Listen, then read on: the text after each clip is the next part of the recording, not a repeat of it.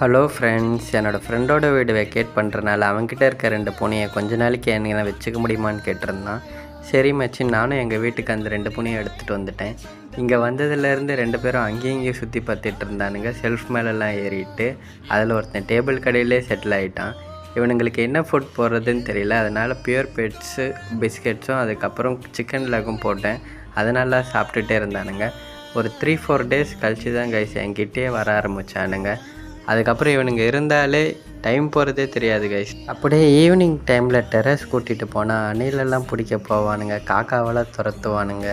இவனுங்க வீட்டில் இருந்த 2 வீக்ஸ் என்னால் மறக்கவே முடியாது கைஸ். ஒரு மெமரபிள் மூமெண்ட் லைஃப்பில். உங்களுக்கும் இந்த மாதிரி பெட் லைஃப் இருந்ததுன்னா அதை மறக்காமல் ஷேர் பண்ணுங்கள், லைக் பண்ணுங்கள்.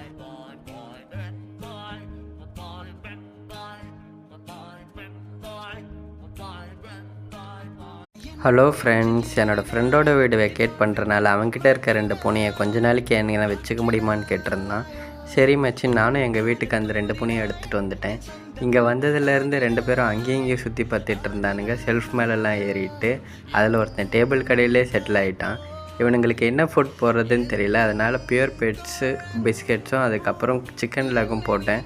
அதனால சாப்பிட்டுட்டே இருந்தானுங்க. ஒரு 3-4 டேஸ் கழிச்சு தான் கைஸ் என்கிட்டே வர ஆரம்பித்தானுங்க. அதுக்கப்புறம் இவனுங்க இருந்தாலே டைம் போகிறதே தெரியாது கைஸ். அப்படியே ஈவினிங் டைமில் டெரஸ் கூட்டிகிட்டு போனால் அணிலெல்லாம் பிடிக்க போவானுங்க, காக்காவெல்லாம் துரத்துவானுங்க. இவனுங்க வீட்டில் இருந்த 2 வீக்ஸ் என்னால் மறக்கவே முடியாது கைஸ். ஒரு மெமரபிள் மூமெண்ட் லைஃப்பில். உங்களுக்கும் இந்த மாதிரி பெட் லைஃப் இருந்ததுன்னா அதை மறக்காமல் ஷேர் பண்ணுங்கள், லைக் பண்ணுங்கள்.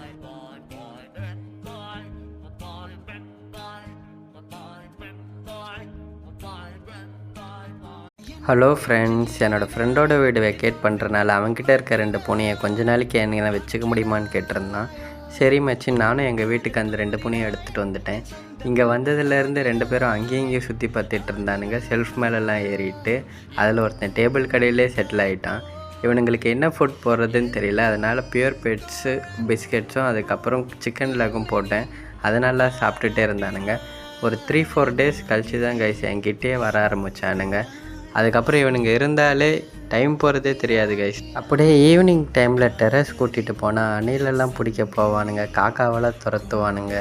இவனுங்க வீட்டில் இருந்த 2 வீக்ஸ் என்னால் மறக்கவே முடியாது கைஸ். ஒரு மெமரபிள் மூமெண்ட் லைஃப்பில். உங்களுக்கும் இந்த மாதிரி பெட் லைஃப் இருந்ததுன்னா அதை மறக்காமல் ஷேர் பண்ணுங்கள், லைக் பண்ணுங்கள்.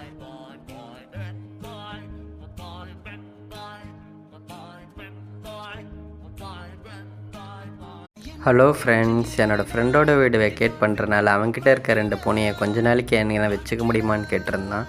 சரி மச்சி, நானும் எங்கள் வீட்டுக்கு அந்த 2 பூனையை எடுத்துகிட்டு வந்துட்டேன்.